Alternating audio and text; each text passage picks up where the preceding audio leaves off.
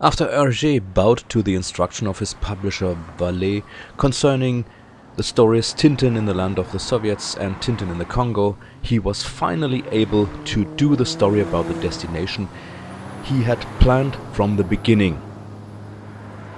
In 1931 he sent his reporter to the place he wanted to see, America.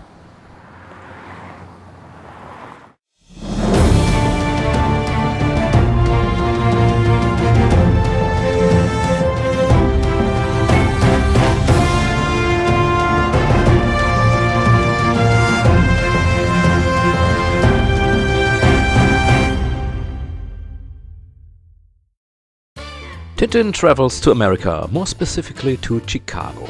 In 1931 it's the age of prohibition and the city is firmly in the hands of gangster stars like Alphonse Scarface Al Capone. After Tintin messed up his diamond business in Africa, the gangster boss does not like that a reporter appears in his city and wants him dead. From that point on, either Tintin is chased by the gangsters or the gangsters are chased by Tintin. The journey of the reporter takes him from Chicago to the western United States, where he meets the tribe of the Blackfoot Indians. With this story, Hergé has taken one more step in his development. We can presume that is because the story was not forced onto him like the last one, but it was close to his heart. So he shows an extremely detailed and accurate view on the tribal jewelry of the Indians Tintin meets on his journey, and shows a satirical view of the greed of the white man for oil and the unrestrained capitalism.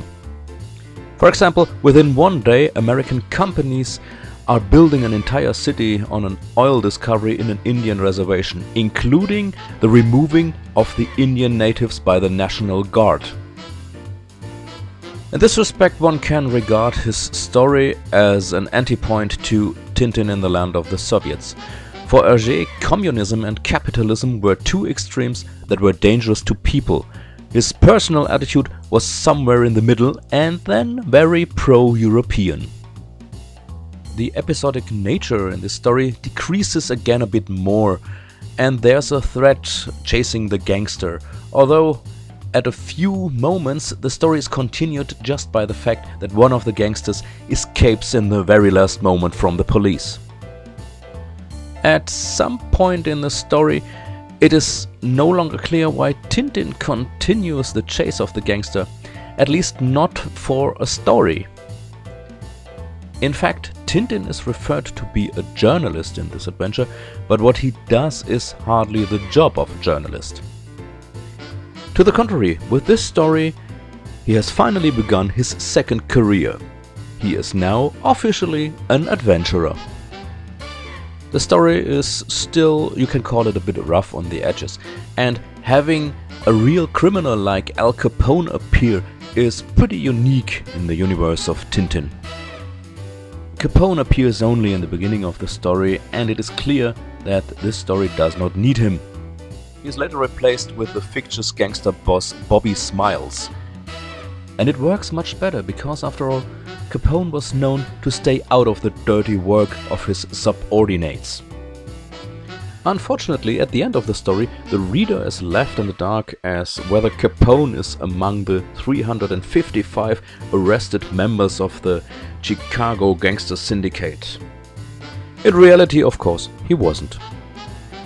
The adventures Tintin in America, in the Land of the Soviets and in the Congo, you can call something of an initial trilogy. At the end of this trilogy, Hergé has come to a point where he knows how to shape his further adventures. Yeah, but one very important step in his development is still missing, but he will do it in the work on the next adventure. Tintin in America is an exciting adventure with socio-critical comments, which, however, sometimes seem a bit naive. And here and there are still elements in the story that lack a certain sense of reality. On the other hand, there is more than one opportunity where Tintin has to rely on his wits rather than on his physical strength. The adventure was originally drawn in black and white, and when it was colored, Hergé changed certain things. Interestingly, some of these changes were made because American publishers didn't want to see black people or Asians in the story.